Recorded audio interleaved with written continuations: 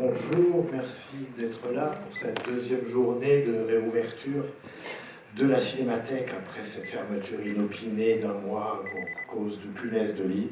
Soyez rassurés, on les a toutes chassées. Et donc on est heureux de vous recevoir avec cette sélection de restaurations récentes. Comme ça, récoltés dans les grands festivals internationaux et parfois auprès des ayants droit et des distributeurs. Donc, merci à eux de nous permettre de vous remontrer un florilège de films présentés dans des restaurations splendides, comme celui que vous allez découvrir ou redécouvrir maintenant, qui est Danger diabolique de Mario Bava. Alors, je vais vous en dire quelques mots, pas trop, parce que vous êtes, je suis sûr, impatient de voir le film. Qui le voit pour la première fois? Bien. Bon, alors je ne vous raconterai pas la fin, mais pas le... Non, voilà, tout commence en fait par deux sœurs milanaises, en fait, les sœurs Giussani, dont l'une est mariée à un éditeur, et en fait, elles sont fascinées par les aventures de Fantomas, elles sont fascinées par l'idée de créer un criminel super puissant et super habile et très beau. Ces deux sœurs vont créer un personnage de bande dessinée, d'abord une bande dessinée, et puis le personnage évidemment qui va avec, Diabolique, qui est un super criminel, un super voleur, qui n'hésite pas à tuer, c'est aussi un assassin sans pitié. Et elle lance donc une série de bandes dessinées, on est en 1962. Il y a aussi cette idée que l'Italie est en train de changer, l'industrialisation, le miracle économique. Les gens prennent le train, le métro, le tram pour aller travailler tous les jours, et pendant ces temps de transport, il faut qu'ils aient quelque chose à lire, et pourquoi pas des bandes dessinées de petit format. Voilà. Donc Diabolique est né un peu dans cette configuration, dans cet environnement. Voilà. C'est de la littérature pour métro, pour tram, littérature pour voyageurs pressés, et de la littérature, c'est de la bande dessinée en fait, petit format. Diabolique, donc, ce personnage créé par les sœurs Giussani, rencontre un énorme succès. Les bandes dessinées se vendent à des millions d'exemplaires, et figurez-vous qu'on continue en Italie de vendre les bandes dessinées de Diabolique. Voilà. Donc, énorme succès, phénomène de société, énorme succès populaire. Le cinéma, évidemment, va s'y intéresser, va s'intéresser à l'idée d'une adaptation des aventures de Diabolique, d'autant plus qu'on est dans une époque où la série des Fantomas, avec Jean Marais et Louis de Funès, rencontre un certain succès, en France, même un succès certain, en France et en Italie. Et donc tout cela encourage très vite les producteurs d'envisager une adaptation cinématographique à la mesure de ce personnage qui vient de la bande dessinée. Et alors il y a eu une première tentative, c'est un producteur qui s'appelle Tonino Cervi, qui achète les droits et qui propose à un réalisateur britannique qui s'appelle Seth Holt de tourner donc la première adaptation tirée des aventures de Diabolique. Il pense à Jean Sorel pour jouer le rôle de Diabolique, le super criminel, et à Elsa Martinelli pour jouer le rôle de sa maîtresse, la magnifique Eva Kant. Voilà. Et ils partent tourner en Espagne pendant une semaine, et puis le tournage s'arrête. Et puis les droits vont passer de Cervi à Dino De Laurentiis. Dino De Laurentiis, c'est le grand producteur italien de l'époque. Et lui a vraiment envie d'adapter donc cette bande dessinée. Il sait qu'il est intéressé en fait par la pop culture. Au même moment, il travaille à l'adaptation de la bande dessinée Barbarella de Jean-Claude Forest. Donc vous savez qu'elle donnera lieu à un film signé par Roger Vadim avec Jane Fonda en vedette. Et donc Dino De Laurentiis donc, veut produire une adaptation des aventures de Diabolique. Et Corrado Farina, qui est un réalisateur mais qui vient de la bande dessinée et de la publicité, lui murmure à l'oreille le nom de Mario Bava pour réaliser le film. Mario Bava, c'est un cinéaste qui est installé, qui réalise plutôt des films à petit budget, des films criminels, des films policiers, des péplums et des films historiques quand c'était la mode. Il vient de terminer un film qui rencontre un succès populaire réel, qui est un film comique en fait, qui n'avait pas à l'époque été distribué en France, qui est un film avec les comiques Franco et Ciccio, qui est sorti en France beaucoup plus tard sous le nom, enfin je crois en DVD ou en Blu-ray, sous le nom Les espions qui venaient du surgelé, voilà, les spies qui vengono dal semifreddo, voilà, c'est un jeu de mots, semifreddo, c'est un dessert célèbre en Italie. Bref, Mario Bava, c'est à la fois un cinéaste qui est habile je dirais dans les conventions du cinéma populaire, et en même temps c'est un cinéaste très très personnel.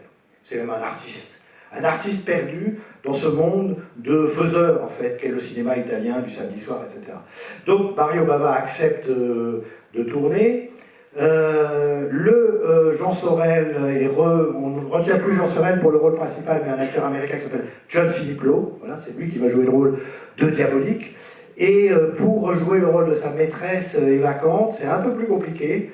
Et en fait, après une première tentative où un producteur a voulu imposer sa protégée, mais qui ne savait pas jouer, et qui visiblement ne pensait qu'à la blancheur de ses dents, enfin c'est ce que raconte Mario Bava, eh bien on impose Catherine Deneuve à Mario Bava. On lui dit voilà, c'est Catherine Deneuve qui devra jouer le rôle des vacantes, et en fait ça va se passer très mal entre elle et Mario Bava. Il trouve qu'elle n'est pas faite pour le rôle. Elle trouvera qu'il la traite trop rudement sur le tournage. Bref, elle quitte le tournage, et c'est Marisa Mell, actrice autrichienne d'une très grande beauté, qui joue le rôle des vacantes, et vous allez voir, elle est absolument sublime dans le rôle. Le film est donc tourné, c'est le plus gros succès qu'a jamais eu Mario Bava. C'est 3 millions de dollars, et Mario Bava est quelqu'un qui a été directeur de la photographie, qui a fabriqué des effets spéciaux. Il était réputé pour être un bricoleur de génie sur les tournages. Et sauf que les films qui tournent sont des films à petit ou moyen budget, et là tout d'un coup il a un énorme budget, et il trouvera même, il le dira plus tard, que c'était trop pour lui. Et parce que le problème, c'est quand vous avez un énorme budget, vous avez le producteur sur le dos, et Dino De Laurentiis, il y a eu, durant tout le tournage, beaucoup de discussions entre Dino De Laurentiis et Mario Bava, qui n'avaient pas exactement la même idée du personnage et du film qu'il fallait faire à partir de ce héros de bande dessinée qui était Diabolique. Finalement, le film se tourne, le film se fait, il sort en salle, il rencontre un succès honnête, sans plus, mais comme Mario Bava n'a pas dépassé le budget, mais même il a tourné pour moins que prévu, finalement le film est amorti par les entrées et par les ventes à l'étranger. Donc c'est plutôt une bonne affaire, même si ce n'est pas un énorme succès. Le film sort en janvier 1968. Alors pourquoi est-ce que c'est un film important ? C'est un film important parce que on peut y voir à la fois le génie de deux hommes. D'abord le musicien, Ennio Morricone. C'est la première et dernière fois que Ennio Morricone travaillera avec Mario Bava. Et vous allez voir qu'on a l'impression que le film s'enroule autour de la musique de Morricone. C'est absolument génial. Et l'autre dimension, c'est la mise en scène et la dimension plastique du film. C'est-à-dire qu'on est, certes, dans des silhouettes qui viennent du pop art. On pense à Liechtenstein, des artistes du pop art de l'époque, mais on est même au-delà de tout ça, puisqu'en fait, Mario Bava est peut-être le seul cinéaste italien de toute l'histoire qui n'est pas obsédé par l'idée du réalisme. Alors, ça tombe bien, parce que pour lui, le personnage principal, c'est l'image. Et donc tout le film, vous allez voir, est un travail, correspond à un travail sur l'image qui atteint une espèce de dimension absolument poétique, notamment par l'utilisation des transparences. Vous savez, on projette quelque chose derrière l'acteur et ça donne le sentiment qu'il y a plusieurs couches comme ça d'image. Donc les transparences, les maquettes, voilà, il y a une utilisation des maquettes qui est absolument merveilleuse dans le film. Il y a vraiment une grande dimension poétique, et il y a il y a derrière le film, derrière le projet du film, derrière la mise en scène de Mario Bava, cette idée de parvenir à une certaine abstraction à partir d'une image qui serait figurative. Et vous allez voir, le film ne manque pas à un moment donné de délirer complètement. C'est un délire visuel, le film, qui nous fait perdre pied avec la réalité. Donc ça, c'est, je dirais, la première dimension, la dimension importante du film, c'est cette dimension plastique.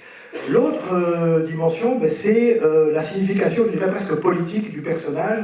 On est en 1968, le film sort en janvier 68, c'est l'année de la contestation, et c'est un personnage de héros amoral, et qui défie la police, qui est un voleur. En fait, vous allez voir, il vole de l'argent, des billets de banque, des bijoux, etc.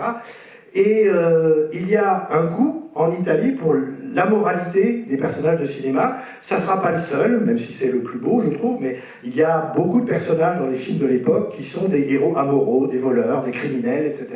Et donc, ce que le film nous désigne, c'est un certain rapport à la loi de la société italienne, qui va peut-être expliquer ce qui va se passer dans les années à venir. Donc il y a cette dimension-là d'amoralité, et vous allez voir, de critique de cette société de consommation, ce miracle économique qui a construit, qui a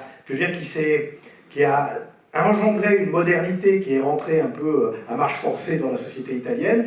Et cette critique, c'est, vous allez voir, l'utilisation de l'argent détaché de sa valeur d'usage, voilà, de sa valeur d'échange, pardon, et d'usage, de tout. Vous allez voir que l'argent, c'est c'est un outil, c'est pas un outil, c'est pas le mot, c'est un accessoire érotique. Voilà. Et donc cette dimension-là d'érotisation de l'argent, vous allez voir que tout le film, en fait, fonctionne sur l'idée que l'image elle-même est érotique et que l'œil touche autant qu'il voit lorsqu'on est devant un film de Mario Bava. Donc vous allez passer, je pense, un très bon moment. C'est très bien que beaucoup d'entre vous ne l'aient pas encore vu. C'est une restauration qui a été faite par la Paramount, extrêmement méticuleuse. Je les ai rencontrés au Festival de Bologne, et en fait, vous savez, les transparences, ils sont allés retrouver les négatifs des transparences, c'est-à-dire des films qui sont projetés dans le cadre pour faire croire qu'on est sur une route, etc. etc. Donc la restauration est extrêmement méticuleuse. Et l'autre bonne nouvelle, c'est que après l'avoir vu, vous n'aurez qu'une hâte, c'est de le revoir. Eh bien, il sort en France, en Blu-ray, voilà, dans les jours qui viennent, dans une quinzaine de jours. Mais si vous êtes pressé, voilà, c'est Sidonis qui nous propose Danger diabolique en Blu-ray. Le film n'était jamais sorti en France. Les droits étaient un peu compliqués. Il n'était jamais sorti en France en DVD, par exemple. Et c'est un bonheur de pouvoir l'avoir en Blu-ray, de pouvoir le revoir, de pouvoir regarder en détail comment Mario Bava construit des images qui ont l'apparence de la réalité, mais à l'intérieur desquelles tout est faux. Le film est un trompe-l'œil, en fait, permanent. Et donc, ce Blu-ray est en vente en exclusivité à la librairie de la Cinémathèque. Voilà. Vous pouvez vous le procurer à l'issue de la projection. Oui ? C'est un 4K, voilà, me signale justement l'heureux éditeur du Blu-ray, on peut l'applaudir. Voilà. Blu-ray 4K UHD, plus un livret. Voilà, si vous voulez en savoir plus sur les aventures de Danger diabolique, bonne projection.